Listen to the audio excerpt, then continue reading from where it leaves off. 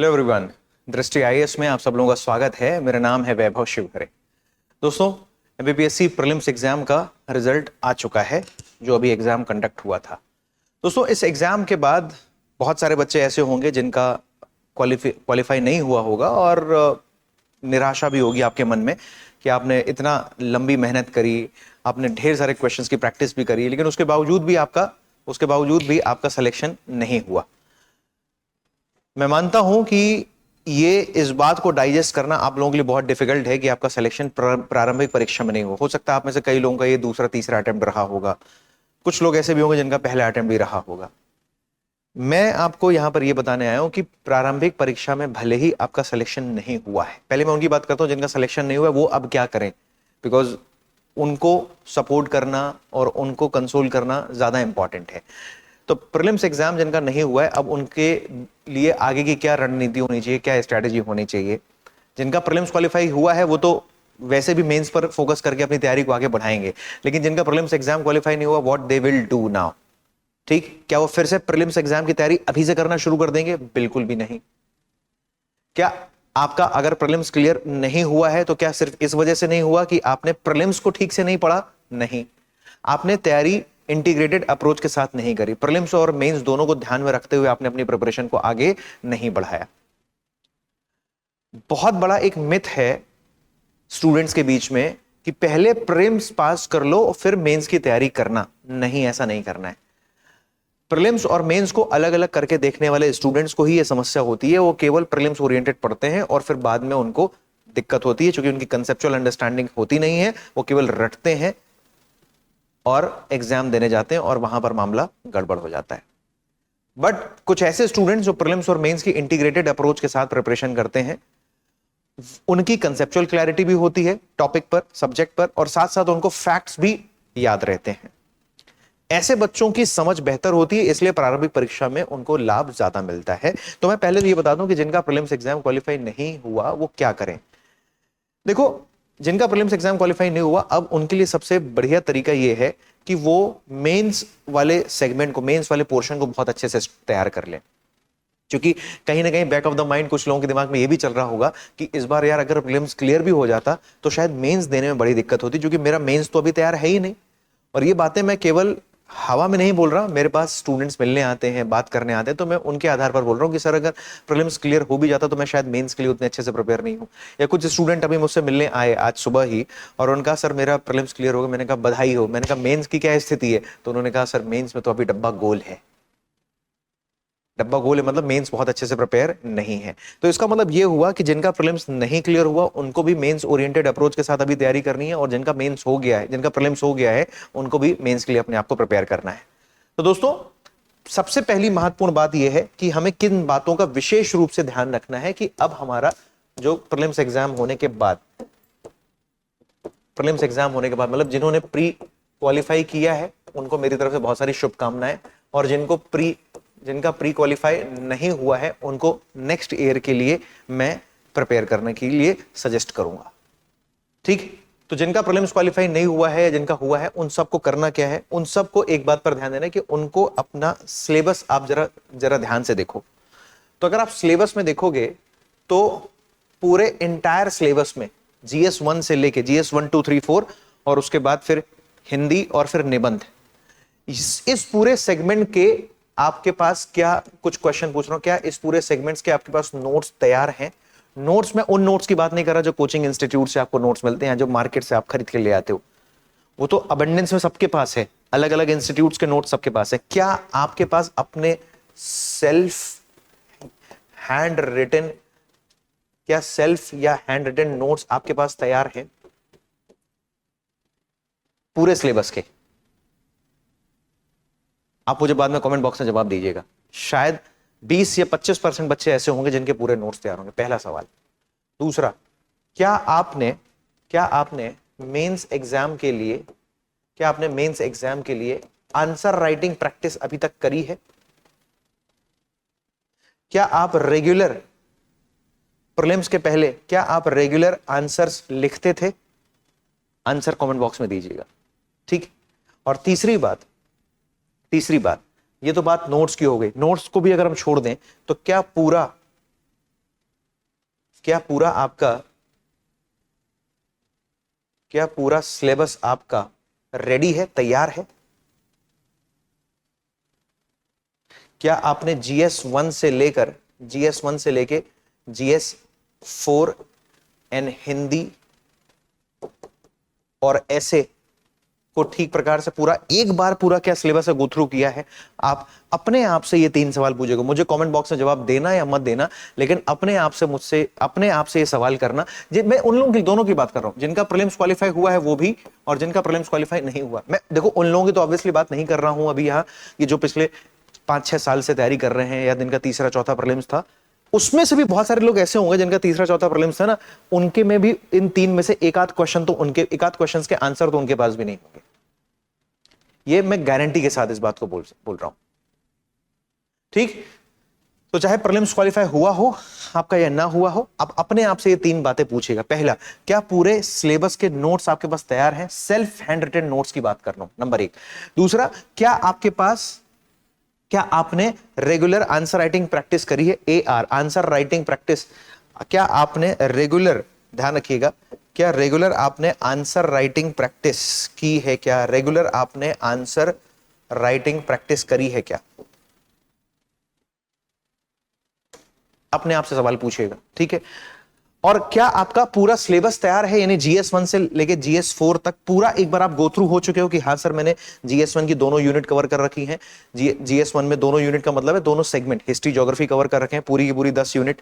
क्या इसी तरह प्रकार से GS2 में आपने सोशियोलॉजी वाला पार्ट पूरा कवर किया हुआ है? क्या GS3 में साइंस एंड टेक वाला पार्ट पूरा कवर किया हुआ है? अपने आप से ये सब सवाल पूछिएगा। क्या आपने पूरी एथिक्स पढ़ी हुई है?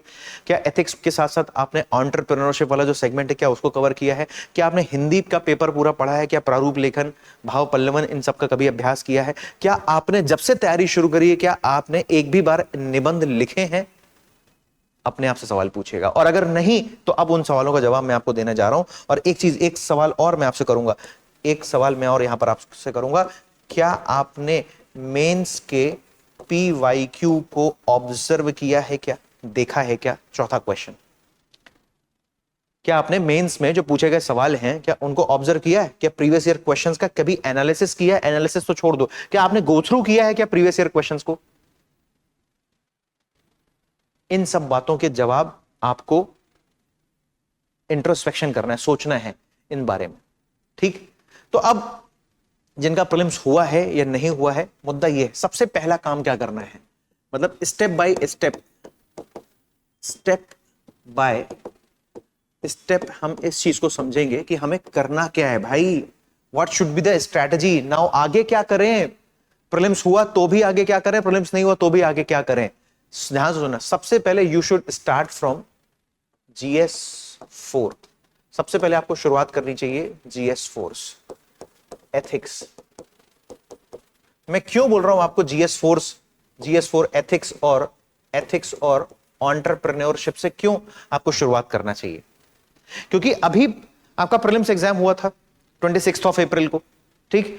26 अप्रैल को प्रीलिम्स एग्जाम हुआ और मैं दावे के साथ कह रहा हूं कि आपने नहीं करते तो जनवरी, फरवरी, मार्च और अप्रैल, ऑलमोस्ट अप्रैल पूरा आपने पूरी तरीके से प्रीलिम्स पर फोकस किया होगा। इस दौरान आपने एथिक्स की तरफ शायद देखा भी नहीं होगा, भले ही आपने एक बार पढ़ के उसको अलग कर दिया है लेकिन देखा नहीं होगा। तो अब आपकी स्ट्रैटेजी होनी चाहिए कि आपको GS4 एथिक्स से शुरुआत करनी है और एंटरप्रेन्योरशिप से शुरुआत करनी है। एथिक्स और एंटरप्रेन्योरशिप से शुरुआत करनी है और इसको कंप्लीट करना है ना। एथिक्स और जो उद्यमशीलता वाला टॉपिक है इसको कंप्लीट करना है और टाइमलाइन सेट करना है, मतलब स्टेप बाय स्टेप जो स्ट्रैटेजी है, यूं नहीं कि भाई 1-1.5 महीना केवल और एथिक्स और ईशिप में ही लगा दे रहे हैं हम, नहीं। एक हमें टाइम फ्रेम सेट करना है कि अगर आप पढ़ चुके हैं इन सब्जेक्ट को पहले कोचिंग में या सेल्फ स्टडी के स्तर पर, जिस स्तर पर भी आपने पढ़ा है, तो उसको आपको खत्म करना है। भाई इसको मुझे 20 से 25 दिन में, 20 से 25 डेज के अंदर मुझे ये पूरा पढ़ना है, इसके नोट्स तैयार कर लेने हैं, प्लस PYQ का एनालिसिस करना है और इन टॉपिक की आंसर राइटिंग प्रैक्टिस आपको करनी है। यहां से शुरुआत होगी। दूसरा आप देखोगे ये हो गया, फिर उसके बाद आप देखते हैं तो GS2 में आपके पास एक सेगमेंट है जो इग्नोर करते हो काफी हद तक आप, जिसको वो है सोशियोलॉजी। वो है आपका सोशियोलॉजी। सोशियोलॉजी मतलब छोटा मोटा सेगमेंट नहीं है, 150 मार्क्स का है सोशियोलॉजी भी, ठीक।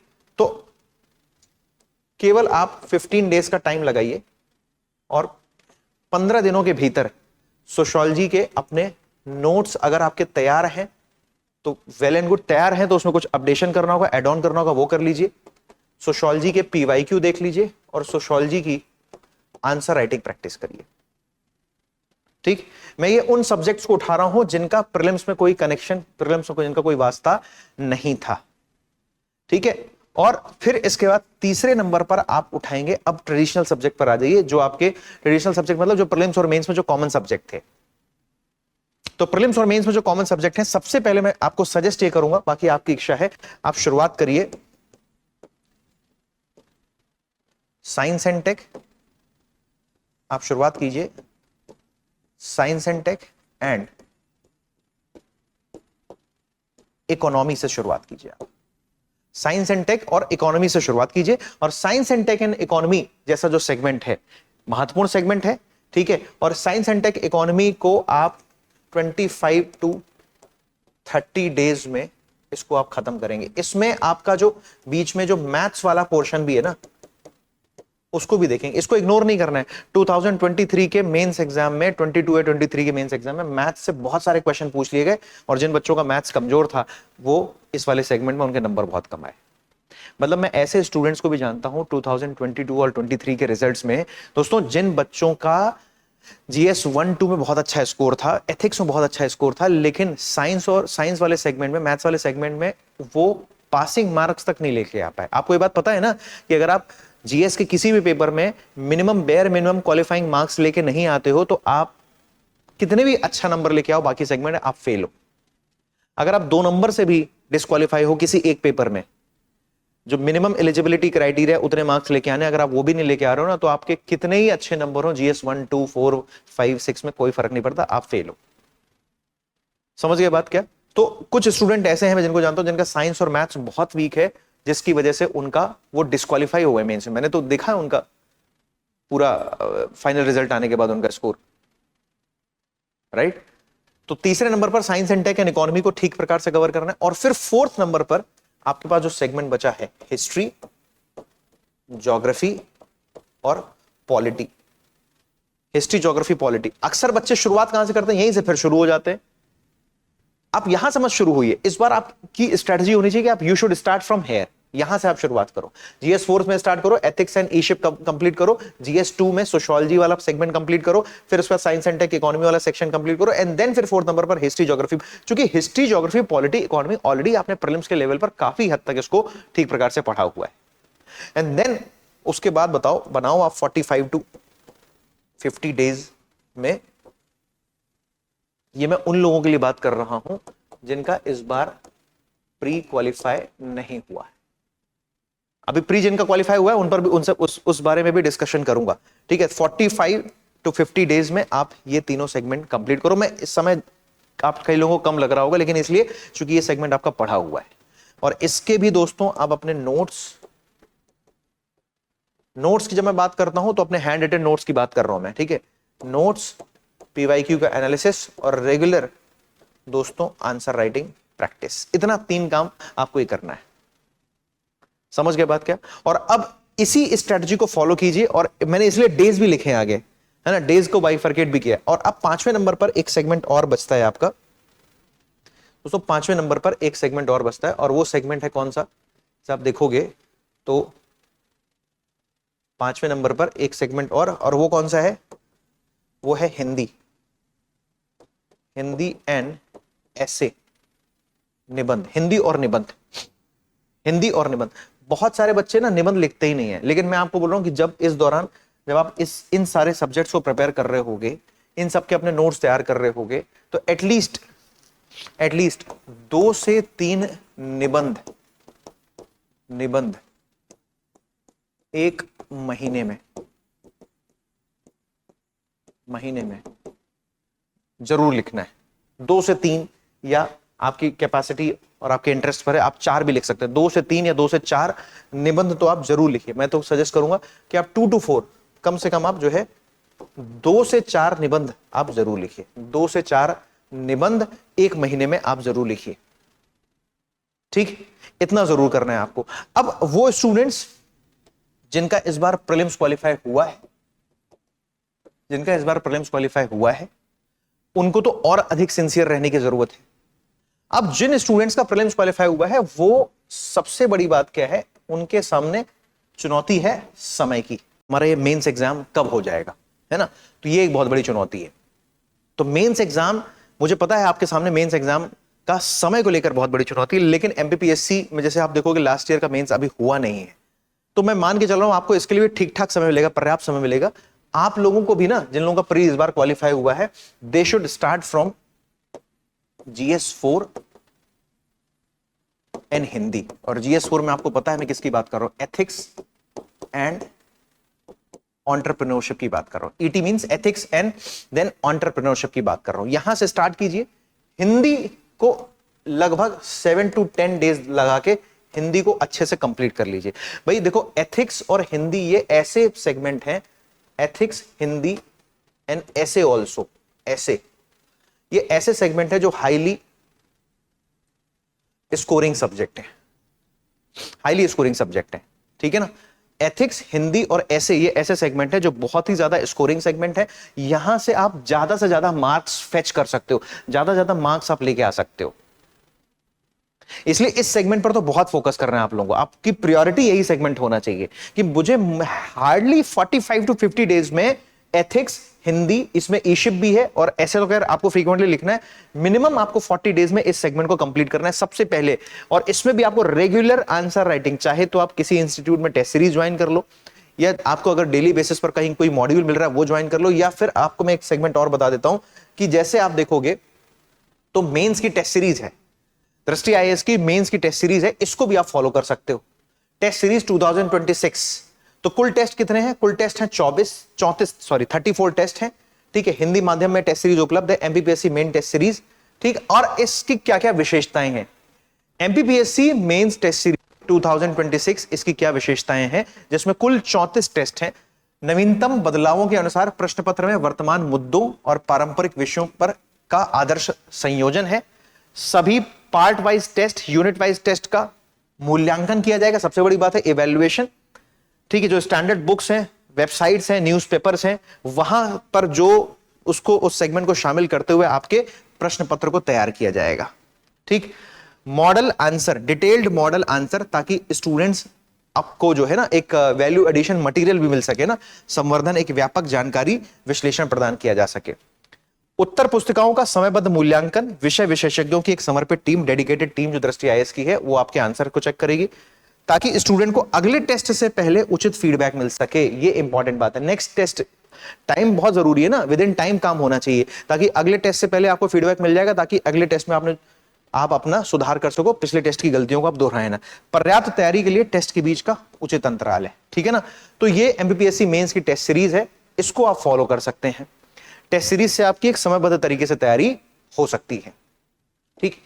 इसके बाद जैसे आप देखोगे ना, तो अभी जैसे अगर टेस्ट सीरीज वगैरह पर कुछ मुझे लग रहा है डिस्काउंट भी चल रहा होगा, अप टू 50% ऑफ चल रहा है सभी कोर्सेज पर। नीचे आप जिस नंबर पर कॉल करेंगे 8750187501 पर आप कॉल करेंगे तो आपको सारी इंफॉर्मेशन मिल जाएगी दोस्तों। इसके अलावा मैं आपसे बात कर रहा था कि सबसे पहले तो जैसे ये काम आपको करना है, तो इसके लिए आप क्या कर सकते हो,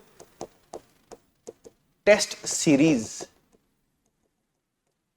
आप जरूर ज्वाइन कर लीजिए, मैंडेटरी, अनिवार्य रूप से ज्वाइन कर लीजिए भाई। मेंस का मतलब क्या है जानते हैं, मेंस का मतलब है लिखना। जितना ज्यादा लिखोगे, देखो एक बात समझिए, answer writing is an art, अपने आप में कला है, और किसी भी कला का विकास होने में समय लगता है, लेकिन उस कला को अपने अंदर विकसित करने में आपको अभ्यास करना पड़ेगा, प्रैक्टिस करना पड़ेगा। जितना प्रैक्टिस करोगे, जितना अभ्यास करोगे, उतना ही ज्यादा आपके अंदर वो कला निखर कर आएगी। जैसे आपको कोई म्यूजिकल इंस्ट्रूमेंट सीखना है तो आप डेली प्रैक्टिस करते हो, तब जाकर आप सीख पाते हो। इसीलिए आंसर राइटिंग स्किल्स को डेवलप करने के लिए आपको प्रैक्टिस करना पड़ेगा। आपने कितना भी पढ़ रखा हो, कोई फर्क नहीं पड़ता इस बात से, अगर आप उस पढ़े हुए सेगमेंट की प्रैक्टिस नहीं कर रहे हैं, आंसर राइटिंग प्रैक्टिस नहीं कर रहे हैं। आपको पता होना चाहिए कि 2 मार्कर में, 7 मार्कर में और 10 मार्कर में क्या क्या कितना कंटेंट लिखना है। तो पहली बात तो ये GS4 से आप शुरुआत कीजिए, जिन लोगों का प्रीलिम्स क्वालिफाई हुआ है। उसके बाद फिर आप आ जाइए यही सोशियो वाले सेगमेंट पे आ जाइए, ठीक है, साइंस एंड टेक वाले पे आ जाइए, फिर इकोनॉमी को आप कीजिए, और फिर 4th नंबर पर यहां पर आप हिस्ट्री, ज्योग्राफी और पॉलिटी वाला सेगमेंट, हिस्ट्री, ज्योग्राफी और जो पॉलिटी वाला सेगमेंट है उसको कवर कीजिए। तो इनिशियली स्टेप, पहले स्टेप में ये करना है, दूसरे स्टेप में आपको ये करना है, और तीसरे स्टेप में फिर यहां से आपको शुरुआत करनी है। और मैं फिर बोल रहा हूं, हर दिन हर टॉपिक पर 2, 7 और 10 ये याद रखना है। 2, 7 और 10 किस टॉपिक से 2 नंबर के क्या क्वेश्चन बन सकते हैं उसका आपको अभ्यास करना है। आप मान लीजिए गंगा रिवर सिस्टम पढ़ रहे हैं, या भारत का मानसून पढ़ रहे हैं, या पश्चिमी विक्षोभ पढ़ रहे हैं, जो कुछ भी पढ़ रहे हैं, 1857 की क्रांति पढ़ रहे हैं, तो उसमें 2 नंबर के क्या क्वेश्चन बन सकते हैं उसको तैयार कर लीजिए। 7 नंबर का भारत की जलवायु से या पश्चिमी विक्षोभ से क्वेश्चन कैसे बनेगा उसको तैयार कर लीजिए, ठीक। फिर इसके अलावा मान लीजिए पूछ लिया गया कि भारत के कृषि जलवायु प्रदेश या मध्य प्रदेश के कृषि या मध्य प्रदेश के उद्योग से क्वेश्चन पूछ लिया गया। मध्य प्रदेश में कोयला का वितरण हर बार वो क्वेश्चन पूछता है। मालवा के पठार का आर्थिक महत्व पूछ लिया, तो उसको 10 नंबर में आपको लिखकर आपको अभ्यास करना है बार बार। जितना ज्यादा तुम प्रैक्टिस करोगे उतना ज्यादा तुम्हारी तैयारी बेहतर होगी, ठीक। अच्छा, एक बात और समझिए, जिन लोगों का मेंस का सेगमेंट मान लीजिए लग रहा है कि सर कोई सेगमेंट छोटा हुआ है, तैयार नहीं है बहुत अच्छे तरीके से, है ना, हो सकता है किसी का एथिक्स छोटा हो, किसी का सोशियोलॉजी छोटा हो, तो दृष्टि आईएएस की तरफ से एमपीपीएससी मेंस 2026 का भी एक कोर्स है दोस्तों। 19th ऑफ मई से ये बैच शुरू हो रहा है, लाइव बैच हिंदी में, ठीक है। मेंस 2026 कोर्स है ये। क्या क्या मिलेगा इसमें? 19th मई से स्टार्टिंग इस क्लासेस की। कोर्स का स्ट्रक्चर 130+ इसमें क्लासेस हैं, 2.5 महीने का इसका ड्यूरेशन है। स्टूडियो से लाइव क्लास होगी, जो दृष्टि लर्निंग ऐप है वहां पर, ठीक है। डॉक्टर विकास सर के नेतृत्व में पूरी जो टीचर्स की टीम है वो आपको यहां पर पढ़ाएगी। कोर्स की वैलिडिटी कितनी होगी? बैच शुरू होने की तारीख से 1 साल तक। ध्यान रखिए, इस अवधि में हर क्लास को आप अनलिमिटेड मल्टीपल टाइम आप देख सकते हैं। जिस डेट में आप एडमिशन लेंगे, बैच शुरू होने की तारीख से 1 साल तक इसकी ड्यूरेशन रहेगी। तो ये बैच उन लोगों के लिए हेल्पफुल होगा जिन लोगों का मेंस का कोई सेगमेंट छोटा हुआ है, वो यहां से अपना पढ़ सकते हैं। हो सकता है किसी ने सब पढ़ लिया है लेकिन किसी का ईशिप छोटा हुआ है, किसी का सोशियोलॉजी छोटा हुआ है, किसी का एथिक्स छोटा हुआ है, किसी का हिंदी ही नहीं तैयार है। तो this course will help you to cover your entire syllabus of mains examination, right. And last में एक चीज और समझ लीजिए, अगर आप विधिवत तरीके से फिर से तैयारी करना चाहते हैं तो ये फाउंडेशन बैच है, pre plus mains integrated batch है, जो कब से शुरू हुआ है? 20 मई से शुरू हुआ है, लाइव इंग्लिश में, है ना। MPPSC studio foundation live online batch है। इसके माध्यम से आपकी पूरी इंटीग्रेटेड तैयारी हो जाएगी। ये सारी इस कोर्स की विशेषताएं हैं, ये आपको बहुत हेल्प करेगी। इसमें बुक्स एंड ऑल दैट सारी चीजें आपको 2 वर्ष तक एमपीपीएससी प्रीलिम्स की ऑनलाइन टेस्ट सीरीज भी इसमें है। एमपीपीएससी प्रीलिम्स और मेंस की 26 बुकलेट्स भी इसमें आपको मिल रही हैं, ठीक है। मध्य प्रदेश दृष्टि की जो मध्य प्रदेश की करंट अफेयर की मैगजीन आती है वो भी आपको यहां पर मिलेगी। आंसर राइटिंग प्रैक्टिस आप कर सकते हैं, मतलब आप ऐप जो दृष्टि लर्निंग ऐप है, उस दृष्टि लर्निंग ऐप से आप अपने 100 आंसर्स को इवैल्यूएट भी करा सकते हैं अगर आप दृष्टि आईएएस के एमपीपीएससी जीएस फाउंडेशन बैच में एडमिशन लेते हैं, ठीक है। तो दोस्तों इन सभी कोर्सेज पर ना इस समय सेल चल रही है, अप टू 50% ऑफ है, ठीक है। तो सेल समाप्त हो इसके पहले आप इन कोर्सेज में एनरोल कर सकते हैं। ये जो नंबर दिया हुआ है, इस नंबर पर आप कॉल करेंगे तो आपको सारी जानकारी मिल जाएगी। हिंदी और इंग्लिश दोनों माध्यम में उपलब्ध है। तो मैं उम्मीद कर रहा हूं कि आप लोगों को क्लियर हुआ होगा कि हिंदी मीडियम और इंग्लिश मीडियम के बच्चों के लिए ये सारे कोर्सेज अवेलेबल है। जिन बच्चों का प्रीलिम्स क्वालिफाई हुआ है उनके लिए भी मैंने डेडिकेटेड स्ट्रैटेजी बताई। जिनका प्रीलिम्स क्वालिफाई नहीं हुआ है उनके लिए भी विशेष रूप से मैंने बताया क्या करें। आपको भटकना नहीं है, धीरज अपना खोना नहीं है, धैर्य बनाकर रखना है। लंबी जो है कहानी है सिविल सर्विसेज एग्जामिनेशन की, तो जो एस्पिरेंट्स हैं थोड़ा पेशेंस बना के रखें, अपनी मेंस की प्रिपरेशन को और शार्प करें, आंसर राइटिंग प्रैक्टिस करें, डेफिनेटली आपका सिलेक्शन होगा। Thank you so much, God bless you all. अब एग्जाम की तैयारी को और बेहतर करने के लिए हमारे चैनल को लाइक, शेयर और सब्सक्राइब करना ना भूलें।